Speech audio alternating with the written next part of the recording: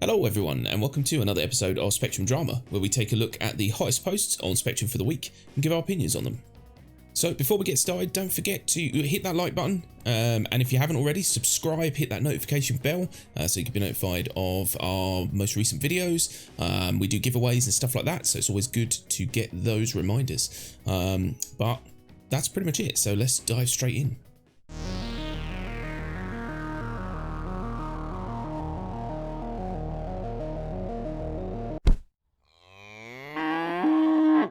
Okay, so first up we've got a post from Jonas, and it says the Nomad is not a starship. So it basically says that at the price point of $80 to $95, it's not a starship, and it should not become the new default. He says essentially the description is rather passive aggressive, and it essentially promotes pay to win. So it basically has on the description the tag dominate the Aurora with our best starship yet, 8 times cargo, more shields and blistering weapons. Don't settle for less.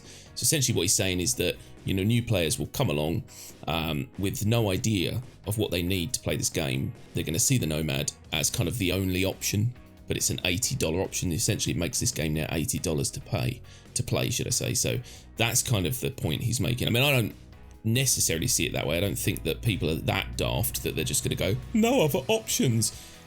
If you can't afford $80 and you can afford $35 or whatever it is for the Aurora, then you'll buy an Aurora, surely. Surely. Yeah, it's that simple, right? Yeah, hopefully. Yeah, I kind of agree with you, but then I do see his point. I don't agree with this marketing position of, this is our new ship. It's better than everything else before it. Why not buy this? That's kind of cheeky. And like he does say, Jonas does say, it does kind of lead towards the direction of pay to win, which is not a great look for any company, especially CIG in its current state. Yeah, definitely. I mean, the problem as well is that, I mean, pay to win's a tricky thing because obviously this whole game's pay to win. If you can afford you know, a Perseus or something else, you know, you are essentially paying to win, but it's different because obviously it's a different class of ship. You know, and you're not generally going to be having these people in great big capital vessels just hunting down people in starships. You know, it's unlikely. So it isn't pay to win in that respect. But it definitely is, if you look at it in a class perspective and you say, right, well, we've got all of these ships that are kind of similar. Then we've got this one starship that is like double the price and triple the quality, or 8 times if you're looking at cargo. That is unfair, and that is cheeky. And he rightly says as well that you know, the amount of money that they make for this game is just beyond ridiculous.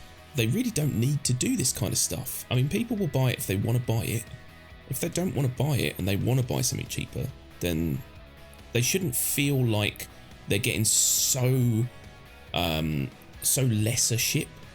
You know, if you buy an Aurora or you buy a Mustang, for example, I just think that it's really it's bit scummy. Cheeky and a little bit underhand. Yeah, it's scummy. Yeah, definitely.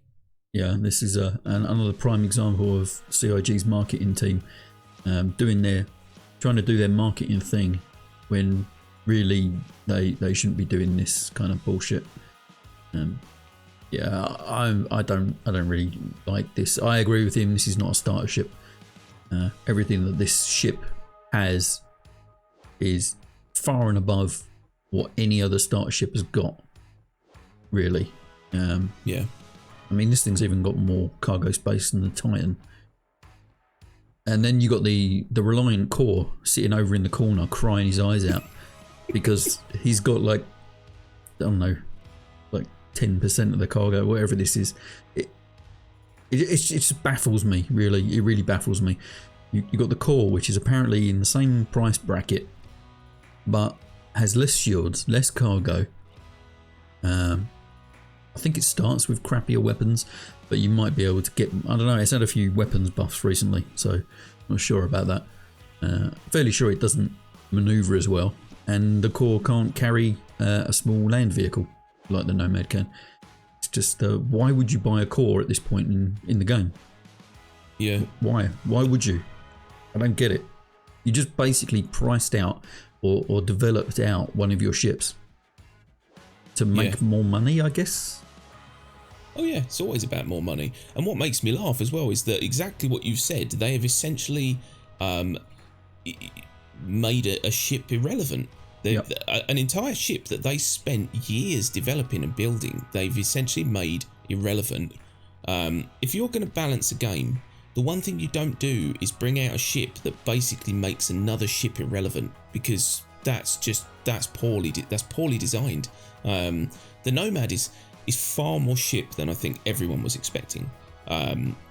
Me, definitely. I mean, I had no intentions of ever liking this ship, and then I went in it and went, yes, I'll have 2, please. But that is because, you know, they tout it like a starship, but it is not a starship. You know, you need to put that more in line with a mid-ranged, you know, even above an Avenger type level, you know. Because it's got so much more than every other starship, double, that it just feels, it's really unfair. It's like putting a heavyweight fighter in a lightweight group and just saying, right, well, good luck. Yeah. I mean, so if this is a premium starter ship, I think that's what they called it, was a premium starter ship. So if this is a premium starter ship, what does that make the Titan now? Yeah. I'm a bit confused. Yeah, they've kind of messed their entire lineup. The Titan was never a starter ship in the first place. I don't think they ever marketed it as a starter ship. But then if this thing's got more cargo, more shields, same amount of weapons, and can carry a land vehicle more effectively than the Titan can. Yeah. And this is classed as a premium star. Yeah, I don't understand what the Titan is now. I don't get it. Yeah. I mean, essentially, the backers made the Titan a starship in their mind by saying that if you're going to go for a ship as your first ship, make it a Titan, because it's just incredible. Yeah. You know, it was never a starter, but in our eyes, it was the best starter you could buy, you know. But we knew in the back of our minds it wasn't a starter. It you know, it was more than that. It wasn't a starter ship like you would think of an Aurora, because that's just unfair. But that's what they've done with this ship, is they've essentially gone, well, everyone loves the Titan and they think of it like a starter, so let's make this one our premium star. Yeah, and it's just like, well, I don't understand their logic. 99% of the time I don't understand their logic, but like you said, it has to be down to the way that their marketing team feel that they need to push ships in order to make as much profit as possible, without thinking of the repercussions this is going to have on other ship lines, you know. Because if you think about it, this ship is $80, $90, $100, whatever, and then you've got the Aurora, which is it $40, $35, something like that. Yeah, quite remember. And essentially what you've done is you're saying, right, you know, you are getting more than double the ship for double the price, but you think of the amount of people who may have looked at the Aurora as an option and thought, I can afford $35, I could get into this game now. But instead what they've done is they've gone, but why would you buy this? Because the Nomad. And now those people may be thinking, I don't want to waste my money on a ship, so now I need to wait until I can afford the Nomad. And maybe they just move on, maybe they forget about it, you know what I mean? There's a lot of reasons why this could backfire, and I don't know, it's just, maybe I'm overthinking it. Just kind of, it's a bit weird with me, and it makes me wonder how things are going to happen going forward if we start seeing this kind of development creep, where they start making their older developed ships obsolete by coming out with these new, more powerful versions. And you're going to have a lot of dead development time in the game with ships not being utilised. Yeah, it's wasted. And Jonas, you are 100% right, my friend. This is definitely not a starship. And I think the only way that CIG can fix this, with the way they're heading, like you said, with this development creep, where we're going to end up with starter ships now that make other starter ships irrelevant, is they're going to have to update the existing starter ships that people bought, because they backed on those.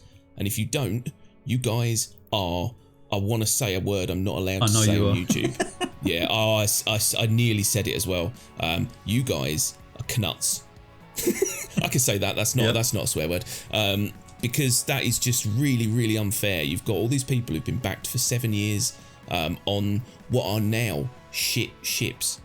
Yeah. Compared to other starships. I'm actually getting annoyed now.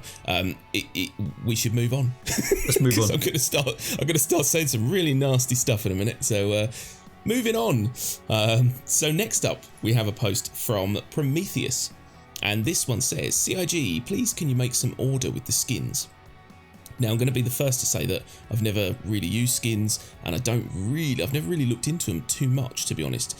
But what Prometheus is calling out for is kind of a little bit more order when it comes to the skins, because there's some confusion, I think, between skins and recoloring ships, and kind of the ability of where you can get skins and where you can get paints from, all that kind of stuff. I mean, you've probably got a better idea of this than me because you've reskinned ships and stuff. So I mean, can you make sense of this to me?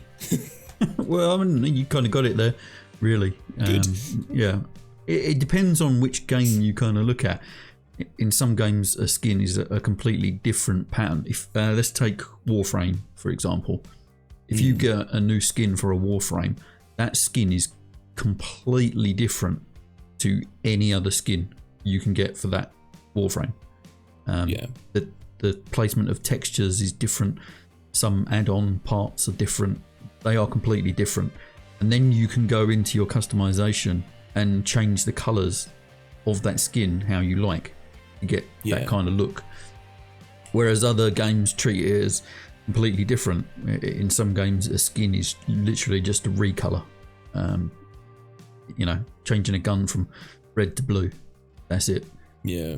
So it depends which way you want to look at it. I agree with Prometheus. It should kind of be the way he's talking about, where a skin actually puts a specific pattern on the ship, and then you can go to a shop in the verse and get that skin repainted in the colours that you want, pink and black or whatever. I agree with what he's trying to say here. Yeah. I mean, I do as well. I think the problem CIG have got at the moment is that they want to sell skins and they want to sell paints, but they don't really know. I don't think they know where they're taking this yet. Or how much detail we're going to get and all that. I don't think it's built yet, probably, for the kind of thing that we want. But yeah, what we want essentially is, you get a skin, let's say it's a beehive pattern. So you've got a load of hexagons and it looks cool. Yeah. You want to put that on your ship.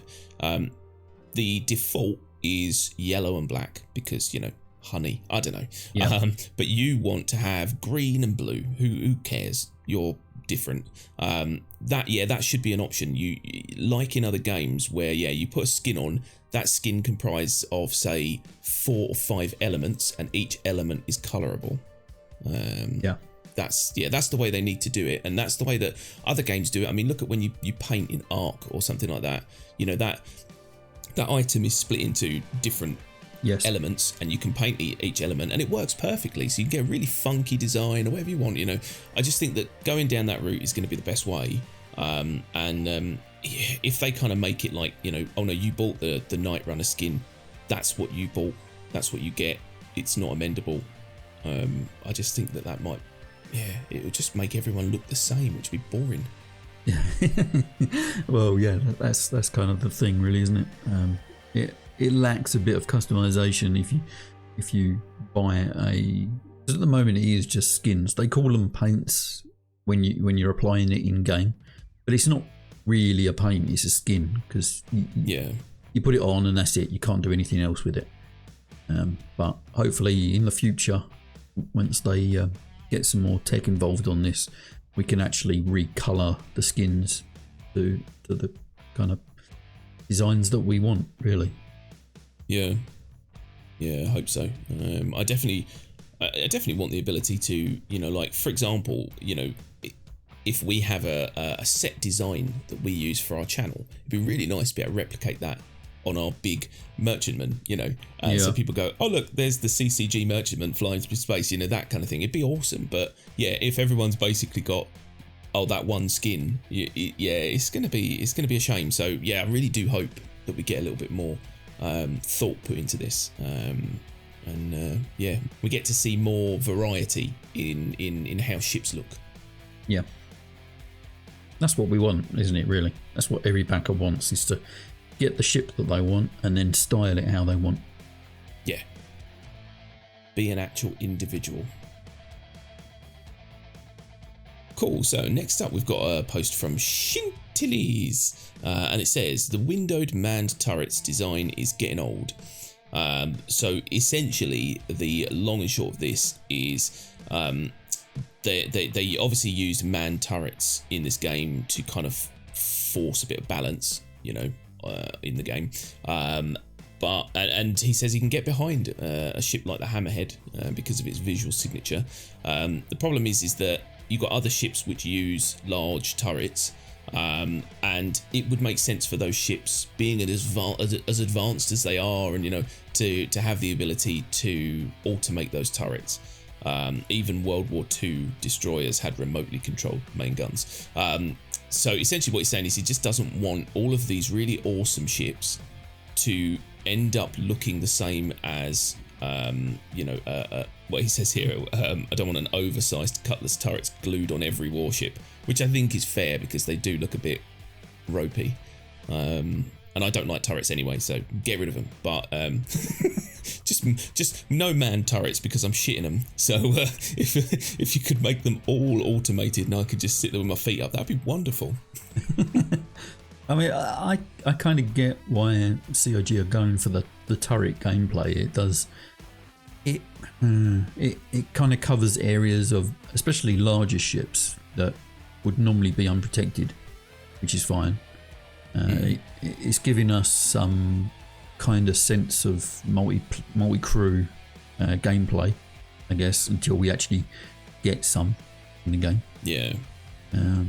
But maybe they're getting overused.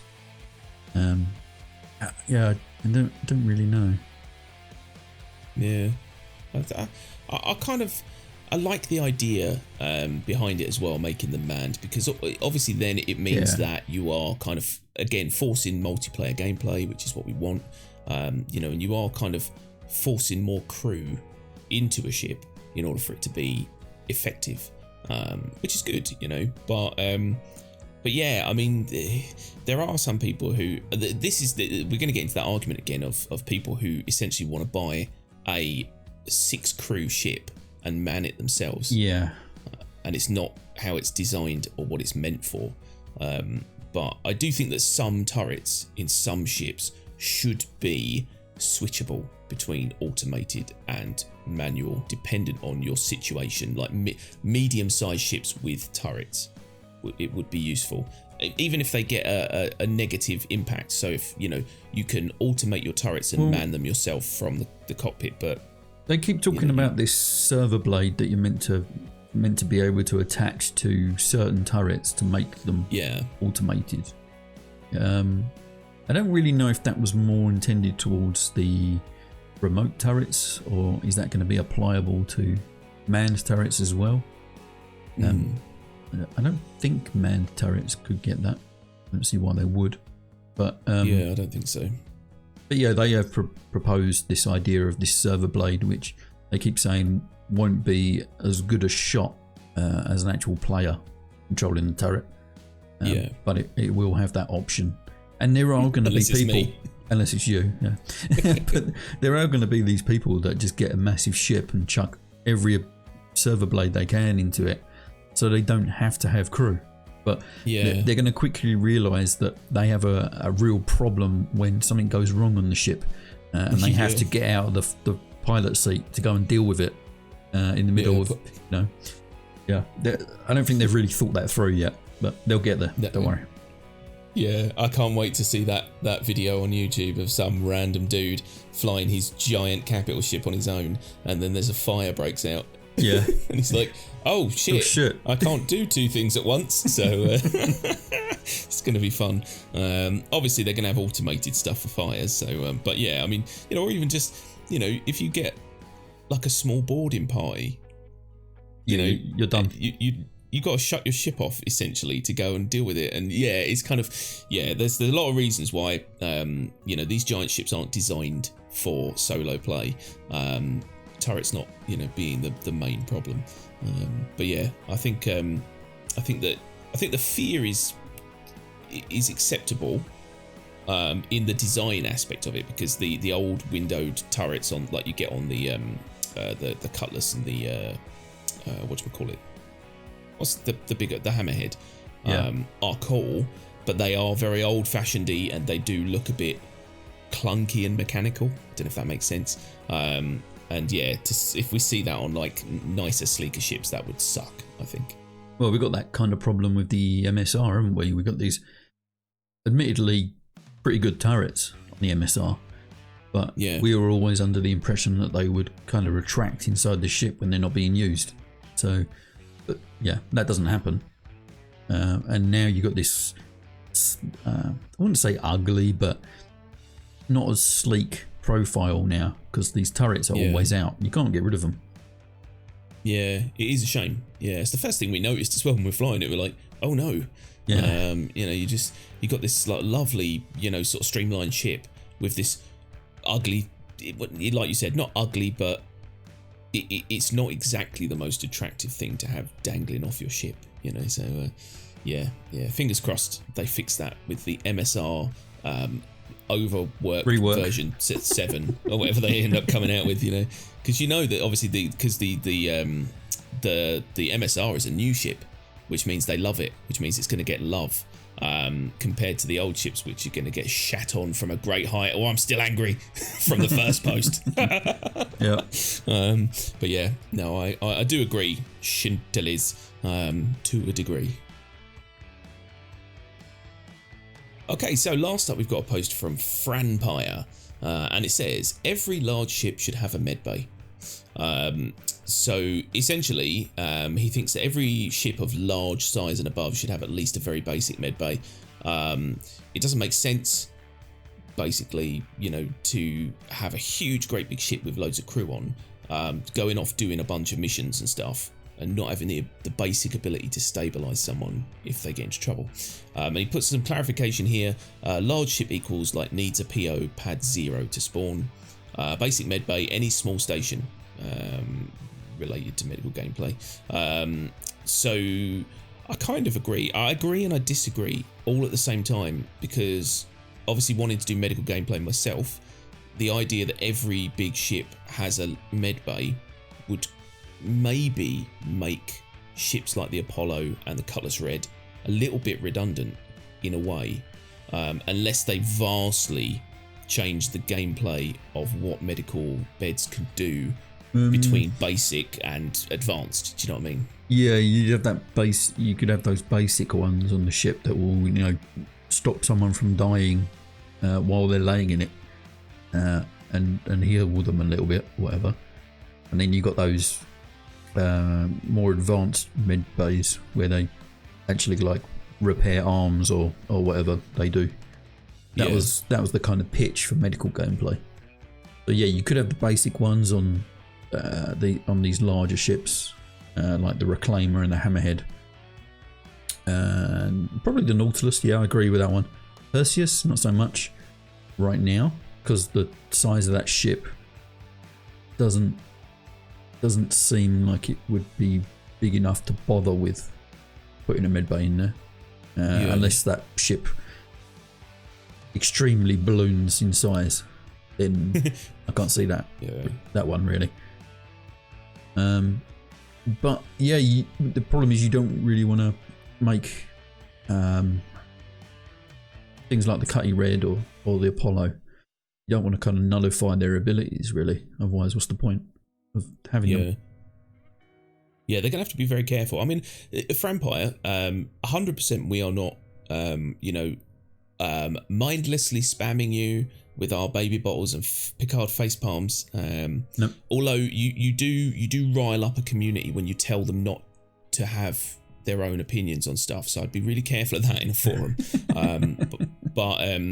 if someone disagrees with you, they're going to tell you regardless. And I don't disagree with you at all. I think you are right, and it doesn't make sense that you've got this, like a great big capital vessel, for example, where the idea, like let's say like the Carrack has one. Carrack has one. That's kind of out of the picture. The 890, did the 890 have? That's got a medbay room, hasn't it? Which is really awesome. Yeah, that's got a room. So okay, yeah, all right. A hammerhead. I don't know. Hammerhead I'm not sure if it's.